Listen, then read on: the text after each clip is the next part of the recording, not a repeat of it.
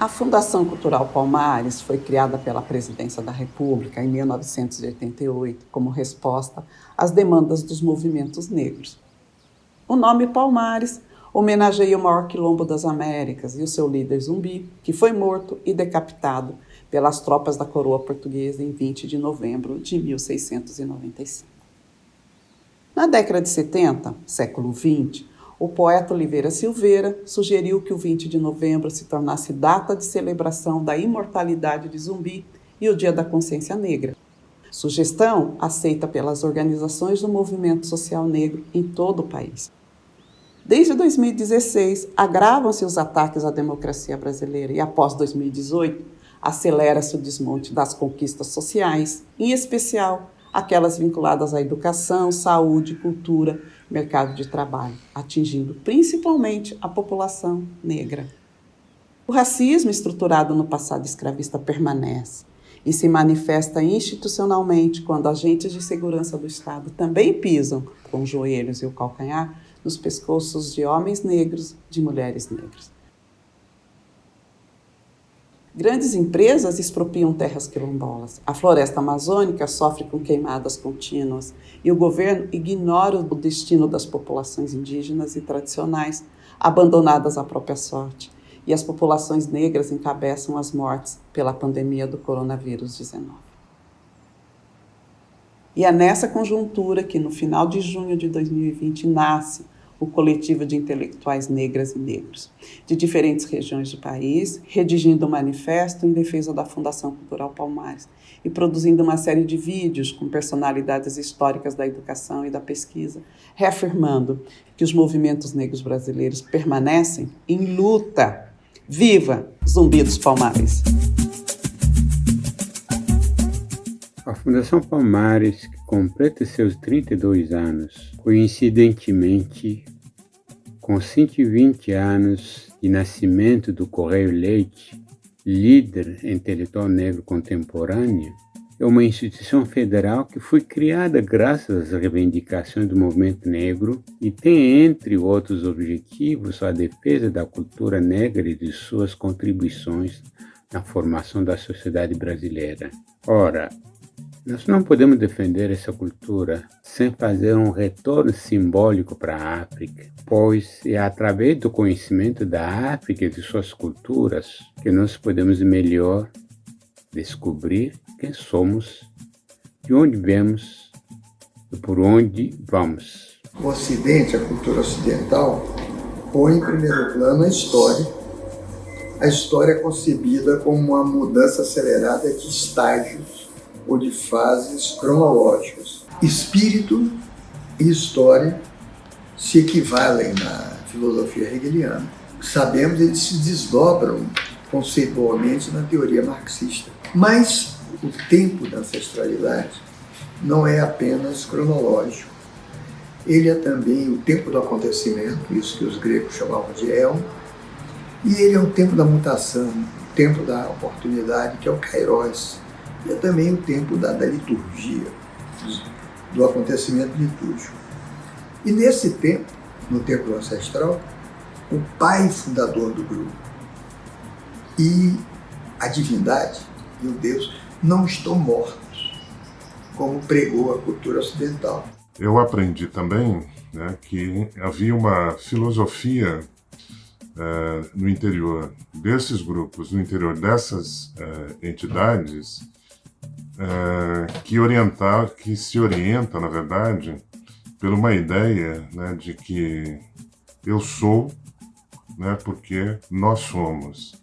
Então, a minha vida pessoal, a minha vida profissional, ela só tem sentido na medida em que ela esteja relacionada a uma contribuição permanente à comunidade. A população negra brasileira, ao longo da sua história, produz conhecimentos, produz saberes. Esses saberes, eles são expandidos, são disseminados para toda a sociedade brasileira, não somente para negros e negras. Nesse processo de produção, de construção de saberes, existe um ator político, um ator social muito importante, que consegue disseminar, articular, organizar e sistematizar os conhecimentos, os saberes produzidos pela população negra. É o movimento negro.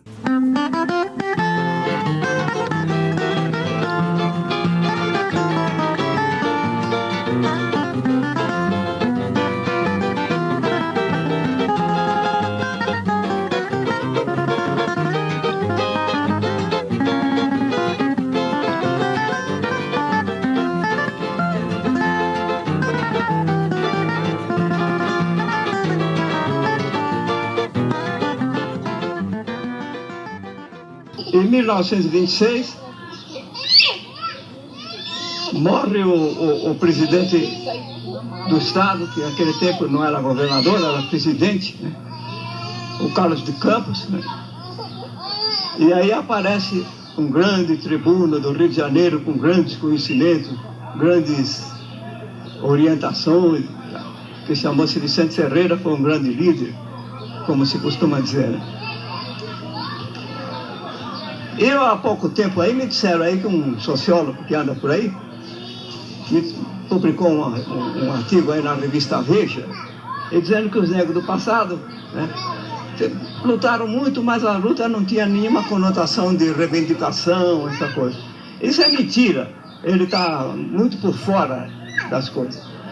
Tanto que ele está por fora que uma das coisas mais importantes da nossa luta de reivindicação foi que em 1928, nós pretendemos realizar um congresso, que foi um espanto, né? Naquela época, os negros querem fazer um congresso para apresentar os seus prejuízos, as suas reivindicações, essas coisas. O congresso foi lançado pelo nosso grupo, porque a luta do negro era uma luta fechada.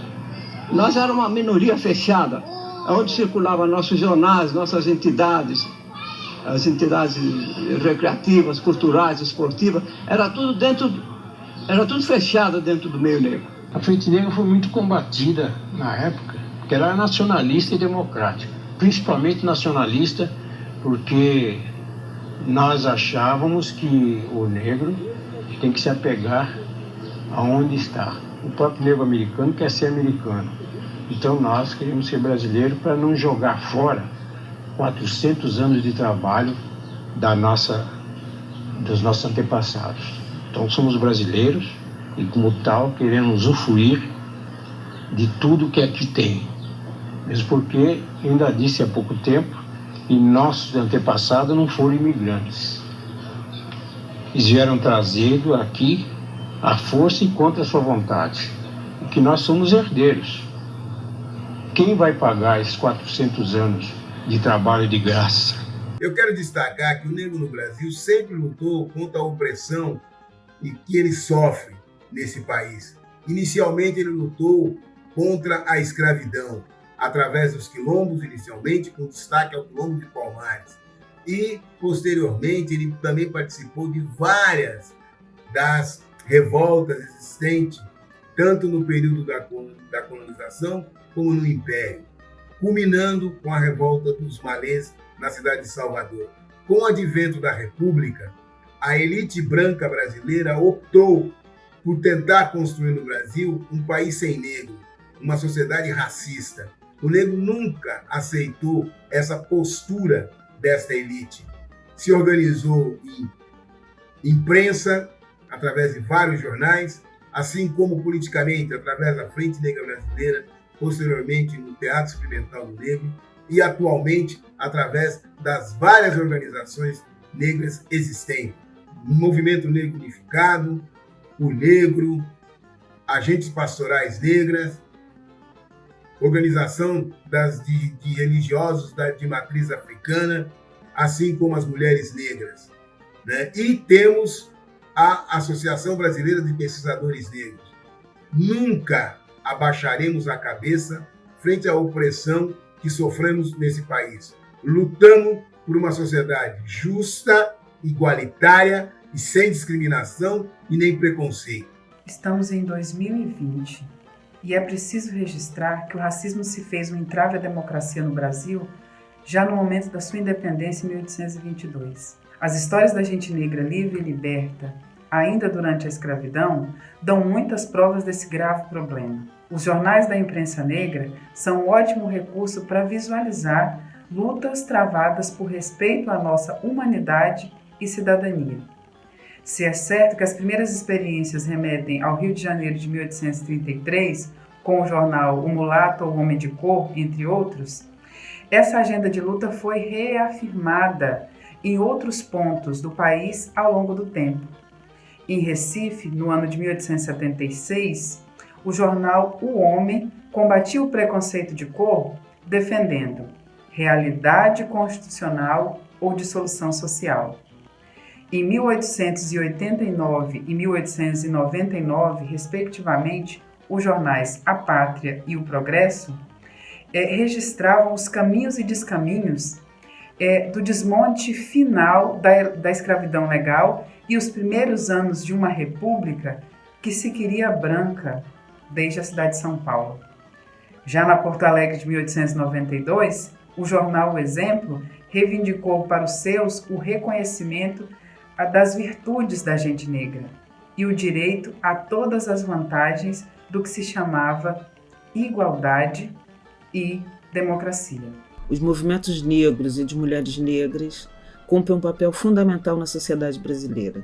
São eles que denunciam o racismo e a violência e as violações dos direitos que sofrem a população negra, mas também são eles que buscam o aperfeiçoamento da democracia e também a mudança de padrão da civilidade, que faz com que tantas pessoas sofram violência, morram ou não tenham oportunidade numa sociedade como a nossa.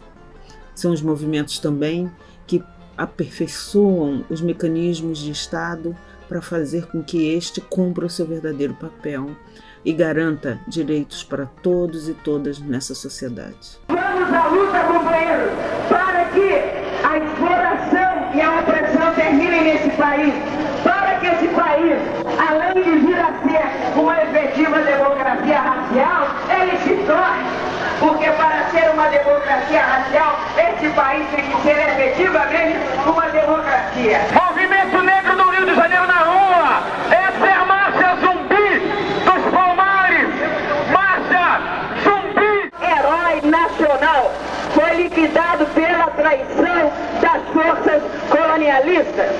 O grande líder do primeiro Estado livre de todas as Américas, coisa que não se ensina às nossas crianças nas escolas.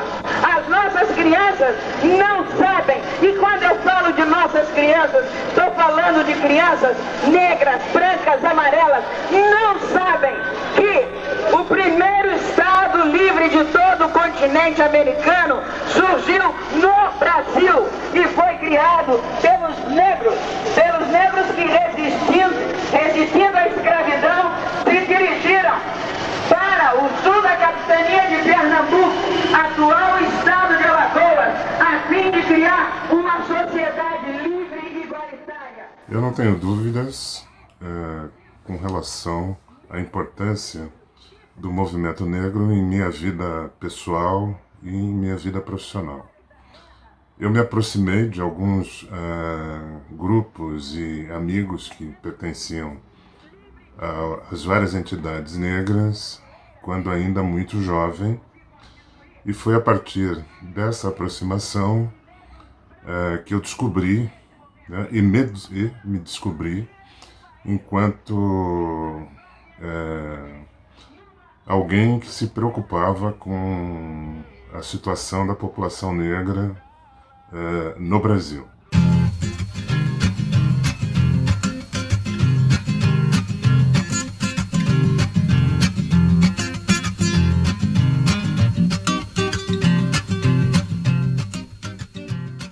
A participação no processo de construção da Lei 10.639 foi extremamente relevante, porque essa lei, né, ela de alguma maneira ela sintetizava, né, um processo histórico de luta, né, e alterava, né, a Lei de Diretrizes e Bases da Educação Brasileira, o conhecido parecer Petronília, que reposicionava, né, a história do negro, dos afros brasileiros, e reposicionava também o lugar da África, né, na formação nacional brasileira. Nós, negros brasileiros, somos africanos, não em virtude da cor da nossa pele, mas da ancestralidade que mora em nós e que nutre nossa identidade africana, nossas iniciativas e realizações de povo negro. A comunidade negra é nossa referência de humanidade e de cidadania. Quando assassinaram Zumbi lá em 1695, os escravagistas não sabiam que o estavam multiplicando e refazendo-o atravessar os séculos. Hoje, em nossos corpos, gestos, palavras, iniciativas, lutas, pesquisas, no dia a dia da vida acadêmica, renovam-se os ideais de Zumbi. É por isso que nós, seus descendentes, repetimos com orgulho e cientes do compromisso que temos não só com o nosso povo negro, mas com toda a nação brasileira. Nós somos Zumbi hoje.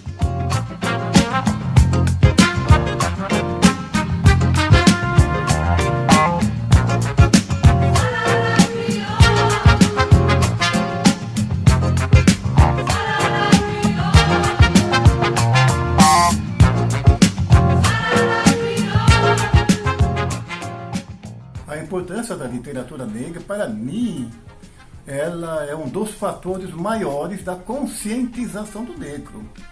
Muita gente se conscientizou lendo um poema, lendo um conto, ouvindo uma palestra, tudo isso está dentro da literatura negra.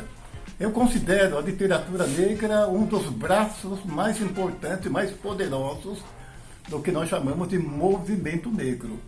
Você tem de lembrar que o 20 de novembro, por exemplo, ele surgiu em Porto Alegre com Oliveira Silveira, o Grupo Palmares que havia lá, que eram redutos de intelectuais. Eles cultivavam essa literatura que nós chamamos de negra. E a literatura negra é necessária, porque quem falou pelo negro, literariamente, durante muito tempo, foi o branco. A visão era dele, Jorge Amado e tantos outros. Coelho Neto, antes do Jorge Amado, tinha a sua visão, uma visão até esteticamente boa, mas eles não conviviam com aquilo que nós convivemos, nós que somos negros. Nós convivemos com nossas angústias, nossos conflitos, nossas esperanças, que são tipicamente de negro, que vieram de pessoas que saíram da África e viveram num regime de desumanidade. Então nós estamos resgatando. Literatura negra, para mim, é resgate.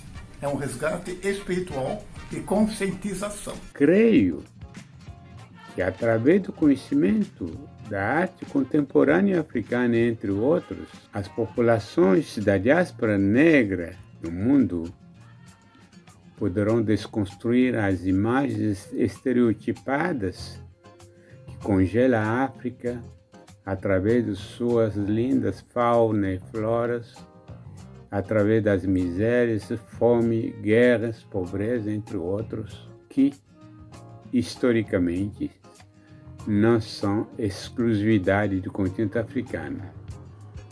Tem que ver o que aconteceu na história da humanidade com outros povos. O movimento negro ele tem um papel ainda mais importante, porque ele transforma esses saberes numa demanda política e numa demanda pública.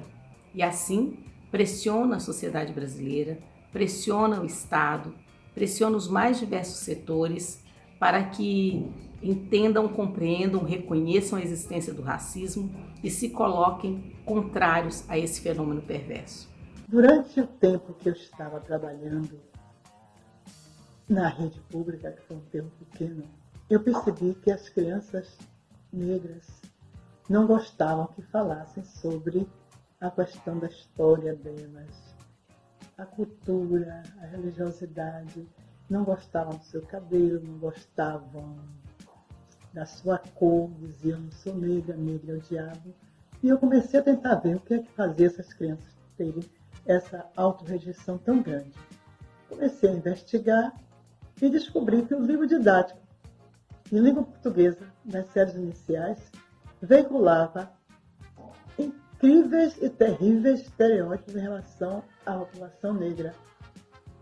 Essa descoberta me levou a fazer a primeira pesquisa, que intitulava-se Se Eles Fazem, Eu Desfaço. E essa pesquisa foi a minha pesquisa de mestrado, onde eu identifiquei estereótipos em relação à população negra em 82 livros. Eu continuei as investigações e fiz um segundo livro, Desconstruindo a Discriminação do Negro no Livro Didático, onde, numa prática pedagógica com professores que não identificaram estereótipos na pesquisa anterior, eles fizeram um trabalho crítico-construtivo utilizando o livro didático de forma crítica. Eu fiz uma terceira pesquisa para identificar como estaria agora a representação social do negro nos livros da década de 90.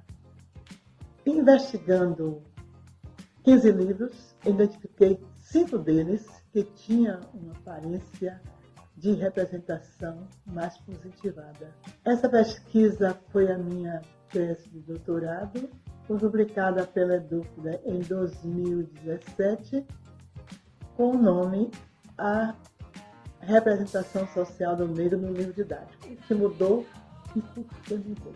Nós teremos, né, que trazer para dentro dos nossos currículos, né, para dentro das nossas leituras políticas, a contribuição dos afro-brasileiros e dos africanos de uma maneira geral, o que representa, né, ou que nos coloca como desafio, no caso brasileiro, por exemplo, trazer a conhecimento mais geral as contribuições de Clóvis Moura, Luísa Marim, Luiz Gama, Abdias do Nascimento, Lélia Gonzalez, Beatriz Nascimento, Correia Leite, entre tantos outros que não estou citando. Por mais que tentem nos conter, né, nós não estamos dispostos, né, a limitar as nossas conquistas e pretendemos, né, e iremos certamente avançar, né, no sentido que parece que primeiro foi nos ensinado por Zumbi, né, e Palmares. Então, nós estamos dispostos não apenas refazer, né, Palmares. Nós estamos dispostos a fazer inúmeros Palmares, né, no Brasil e na América. Eu fui amigo do Solano Trindade, é uma das grandes honras que eu tenho. Eu me encontrava com o Solano muitas vezes domingos no Costa do Sol, ali na 7 de abril. E o Solano, para mim, era a pessoa mais importante literariamente. Aliás, era o único autor que era conhecido fora do Brasil, né? Quando fizeram o mapa da literatura negra, o único autor que apareceu foi o Solano. E o Solano já tinha sido publicado também no Orfeu, que saiu da Alemanha, era um texto do Solano. Então, para quem estava começando como eu, que era um autor seminarista com uma formação totalmente europeia, o Solano foi uma luz importante. Poeta popular. Não sou parecido com o Solano. Não tenho influência do Solano. Mas eu vejo que ele teve um papel fundamental para a grande massa de negros que necessitava de alguém que literariamente falasse por eles. Então, o Solano Trindade continua para o povo o poeta mais importante. Continua sendo lido. Aquele poema dele fundamental, Trem Sujo, da Leopoldina, tem gente com fome, tem gente com fome, né? Ele tem poemas fundamentais, antológicos, a respeito do relacionamento da pobreza, da fome, da religiosidade negra. Então, Solano é importante por isso. Ele trouxe a inspiração para todas as gerações que vieram depois dele. O movimento negro educa a sociedade brasileira, educa o Estado, educa as instituições públicas e, nesse processo de educação, ele reeduca a si mesmo.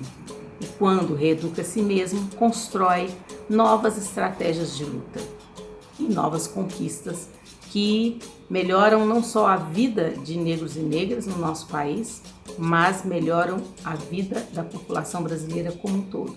Porque o racismo é um mal que afeta a todos nós. O racismo deseduca a todos nós, não somente as suas vítimas.